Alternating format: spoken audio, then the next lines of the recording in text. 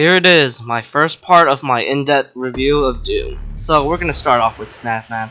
So before I talk about the mechanics and intricate features of SnapMap, let me explain the basics of SnapMap. SnapMap, according to its software, is supposed to be equivalent to the modding experience of Doom 2016, and I personally believe that's horrible marketing. SnapMap in no way, shape, or form is even close to that type of experience. Matter of fact, when I was making my first map, I already noticed a lot of its limitations and problems. I repeat, just on my first day, and I was already having problems, and these problems were kind of annoying. But on the bright side, I really loved how easy it was to make the basic map. You literally could make a map in a couple of seconds by just randomly throwing one set piece with another set piece. It's also a powerful tool that replicates a lot of the advanced stuff in game design, but makes it so easy for you to develop without needing to go through that process. So if you want to create triggers or AI behaviors, you don't have to actually know how to code. SnapMap is definitely versatile. You can totally create a lot of stuff if you know the mechanics really well and understand how to make proper triggers, which I will admit is probably the most advanced feature of SnapMap. I'm sure in the long run people are going to find some really intricate triggers that they can use in their maps to separate their maps from other maps. Matter of fact, there's actually references where the developers of SnapMap shows off how complex the triggers can be, and seriously, it's actually mind-boggling how versatile it is.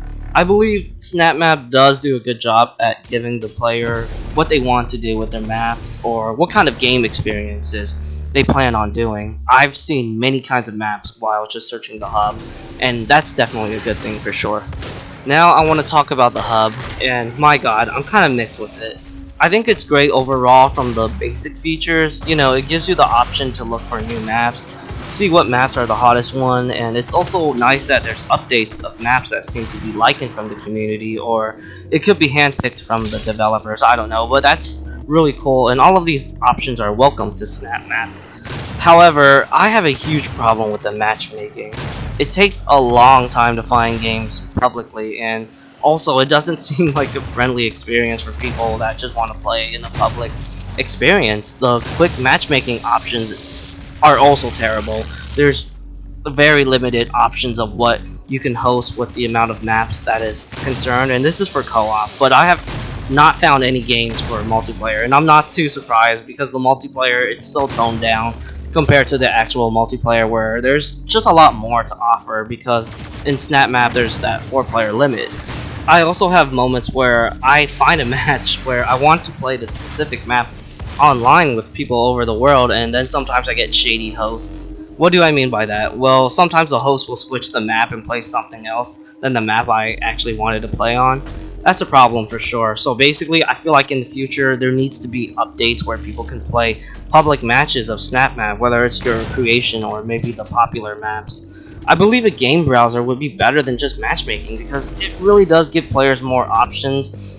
And at the end of the day, that's what, SnapMap is supposed to do. It's supposed to allow players to create many kinds of maps, so it makes sense to include a game browser rather than matchmaking. So what that means is SnapMap is really not great for a public playing experience. It's really either for solo or co-op with friends at the end of the day. I really believe SnapMap can almost be like the custom match experience akin to Warcraft and Starcraft, if they allow players to play with people online in a better way. And it's just a shame that just in 2 weeks, it seems like the public experience is dead. You're really going to struggle to find games to play with people over the internet if they're not your friends, or you're not playing a map that's designed for a single player. Now here's my experience with making the maps. I do think it gets the job done with the amount of stuff what you want to have, whether it's enemies, weapons, objects, and the map's set pieces, but there were some obvious issues I noticed when I was making my first map. It sucks that I can't specifically set a weapon with a specific spawn time like in Halo's Forge. You can set the item spawn time, but it has to be for all of them, which is lame because the BFG is so ridiculously powerful, and it doesn't make any sense to make that weapon have the same duration with like a shotgun. The 12 enemies on a map was pretty frustrating at first, but there are ways to bypass that problem, if you would say so. I don't know if I think it's a problem anymore, but yeah, it is lame to only have that compared to the campaign, where I'm sure that wasn't relevant. We need to have some sort of system where the ammo box doesn't give ammo to every weapon, because like I said, the BFG is so broken and ridiculously powerful when you have that feature.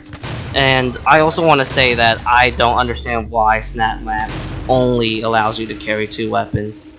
All I gotta say is I really want more options for what the mapper can do for the player. I want specific ammo boxes for specific weapons. I want to be able to carry more weapons. I want to specifically set spawns for items. I want to change certain stats for weapons, because believe it or not, there are weapons that are much stronger than others. Like the super shotgun is really powerful in SnapMap. It's almost like the Doom 2 super shotgun, while in single player multiplayer that's not the case.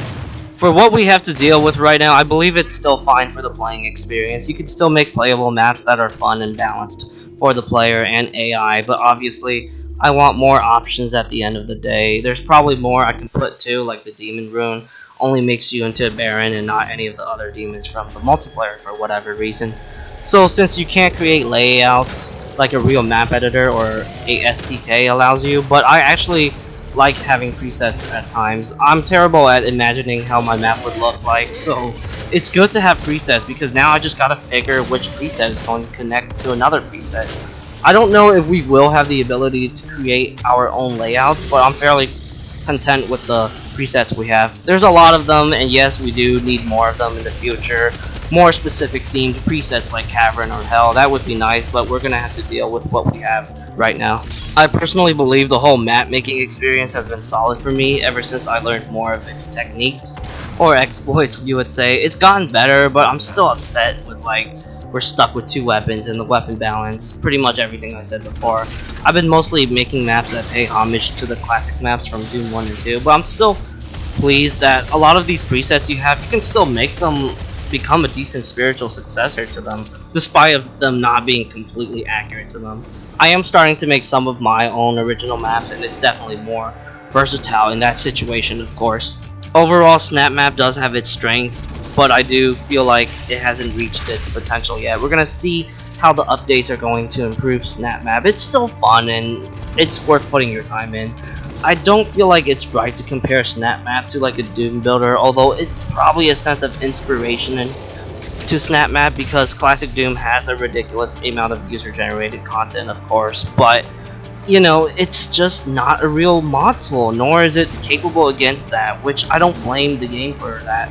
I blame it on its bad marketing strategy. I also believe any real modders will play SnapMap will not take it seriously from a modding standpoint, but for an in-game map slash game editor, it's actually rather strong, and there's potential for it to be better if the updates really does make a difference in the future.